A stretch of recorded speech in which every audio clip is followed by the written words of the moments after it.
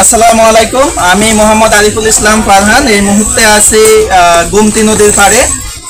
যে গোমতী নদীতে আজকে দীর্ঘ কয়েকদিন যাবৎ অতিবৃষ্টির কারণে এবং ইন্ডিয়ার পানির কারণে এই গোমতী নদীর আমার পিছনে যে অংশটুকু দেখতেছেন এটি অনেক বড় একটি অংশ বা উঁচু স্থান। সেই উঁচু স্থানে পানি উঠে কিন্তু অবস্থা একেবারে, আমি বর্তমানে যে জায়গায় দাঁড়ানো আছি সেই জায়গাতে এক হাঁটু পানি, কিন্তু পানির এত উচ্চ পর্যায়ের কারণ এবং যে বিষয় এগুলো আমাদেরকে জানিয়েছেন পানি অধিদপ্তরের যে সংস্থা ওনারা, এবং প্লাস আমাদেরকে জানিয়েছেন আবহাওয়া অধিদপ্তর। তার পিছনে সবচেয়ে মূল কারণ সেটি হলো ভারতের সিকিমের ভয়াবহ ভূমিধসের তিস্তা জলবিদ্যুৎ কেন্দ্রের বাঁধ ভেঙে যাওয়ায় বর্তমানে এই বন্যার পরিস্থিতি, এবং গোমতী নদীতে বর্তমানে যে পানির পরিমাণ, সেই পানির পরিমাণ বিপদসীমা অতিক্রম করে 11.75 মিটার উপর দিয়ে অতিবাহিত হচ্ছে, যেটি আমরা জানতে পেরেছি। আপনাদেরকে একটু বলে রাখি যে আমি বর্তমানে যে জায়গায় অবস্থান করেছি সেটা হলো গোমতী নদীর অপোজিট, যে অপোজিটের মাধ্যমে এটা হলো মাঝিগাছা বাগানবাড়ি এলাকা।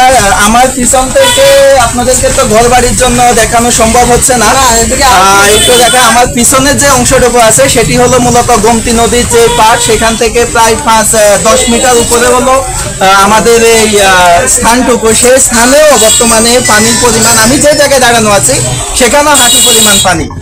আমরা একটু কয়েকজনের সাক্ষাৎকার নিই, আপনারা একটু দেখি আপনার এখানকার যে অবস্থা, এই অবস্থার কারণটা একটু বলুন।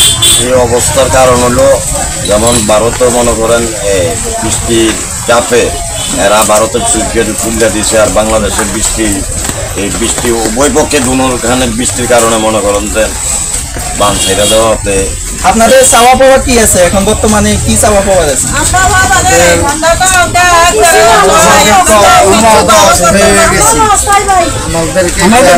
আপনাদের অস্থায়ী, প্রিয় দর্শক আপনাদেরকে একটু দেখাই, আপনাদের এই যে গতকালকে থেকে এই অবস্থা, আপনারা ছিলেন কোথায়, রাতে কোথায় ছিলেন? রাস্তায় ছিলেন। আপনাদের কি কেউ কোনো সাহায্য সহযোগিতা বা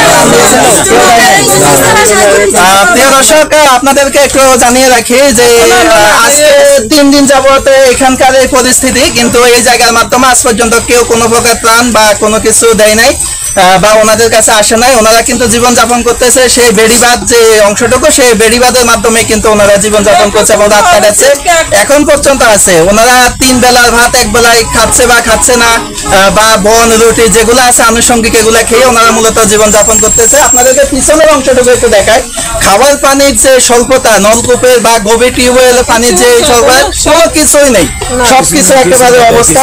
আমি আপনাদেরকে একটু দেখাই, না দেখালে আপনারা বুঝবেন না এখানকার যে পরিস্থিতি, ঘরের যে অবস্থা, সেই অবস্থাটুকু দেখলে আপনারা বুঝবেন যে এখানকার অবস্থা কতটুকু ভয়াবহ।